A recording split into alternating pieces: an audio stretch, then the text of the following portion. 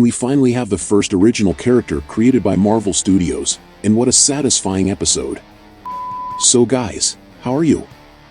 I hope you're doing well. I'm the Monio, the interdimensional demon that talks the most about what if on YouTube, and you're on my channel. What would happen if the space jewel fell into a pre-Columbian civilization before the colonization of the United States, and which gave rise to the Mohawk people? Well, that's what we discovered in episode 6 of the second season of What If, a very interesting episode, with inspirations from Avatar, Atlantis the Lost Empire, Attack on Titan and other things. And yes, that character that everyone saw in the trailer for the second season of What If, but that no one knew, was Kahhori, a totally new character, with very interesting powers and an origin story. The episode begins with Surtur destroying Asgard and the Tesseract being sent into space and falling to Earth.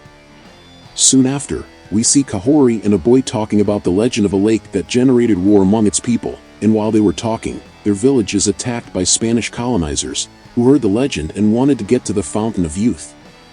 Kahhori runs away and ends up falling into the lake, where she receives the powers of the space jewel and goes to a different location, where she meets several of her ancestors and fights to return to her village, to save her people.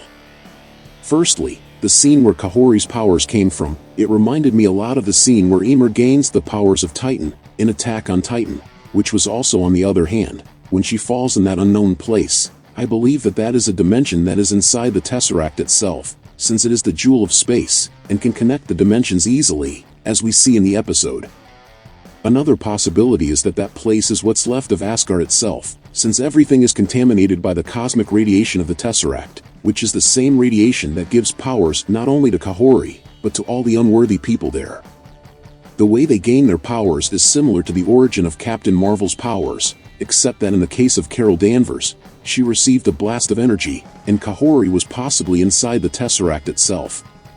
The aesthetics of the episode are very beautiful, and it reminded me a lot of Avatar, especially the scene with the bison, and the way these people can feel this power, using it to connect with nature, and also the color blue, which is very used in most scenes with powers, and in environments related to powers.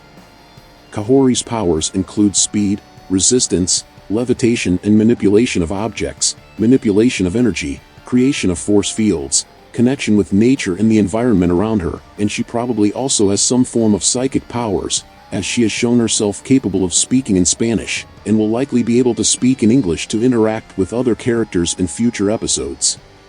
A very interesting detail is that the episode is not in English, it is almost 100% in Spanish and in the native language of the indigenous people. There is even a thank you at the end of the episode to Mohawk Nation, for their collaboration in this episode. So, if you are a lazy person who doesn't like reading subtitles, you will have to read the subtitles to enjoy this episode. I found the final battle against the colonizers sensational, with scenes inspired by The Matrix, and a great way to show a little more of Kahhori's powers in practice, and what she is capable of, and we see in the fight that the force fields created by she can even resist cannon shots, but she will probably become even more powerful, as we saw in the episode that she is still learning to manipulate her powers, and that she is the one with the greatest potential among her companions, to evolve.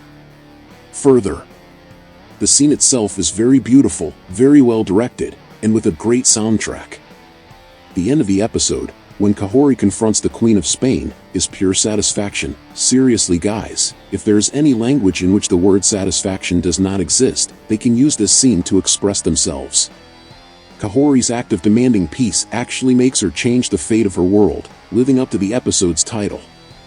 Then, Doctor Strange Supreme appears, and summons Kahhori to some mega event involving several heroes, which should happen at the end of this season, just as it happened at the end of the Peggy Carter episode, only in that case, it wasn't Doctor Strange Supreme, but Wanda, which makes me think that maybe there are two teams that are fighting on opposite sides, which means that there is a possibility that we will see Wanda versus Doctor Strange again. The only thing I didn't like about the episode is that I missed an explanation as to why the colonists who entered the lake didn't gain powers, as they were transported to the same place Kahhori was, so technically, they were exposed to radiation.